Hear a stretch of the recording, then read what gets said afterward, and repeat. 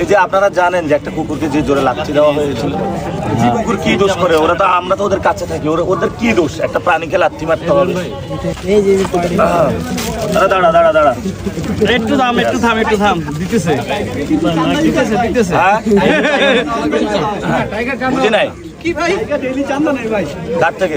ভাই দৈনিক কিছু না কিছু খাওয়াতে না, যারা চান্দা নেয় ওরা ওদের উদাহরণ কোনো কিছুর সাথে চায় না। এরা ভালো, এরা হলো লয়াল, এরা আমাদের পাহারা দেয় এবং এরা হলো মানুষের বন্ধু, উপকারী বন্ধু। আর ওরা হলো মানুষের শত্রু, মানুষকে শুধু মারে, তুলে নিয়ে যা চান্দা তোলে, সবকিছু করে।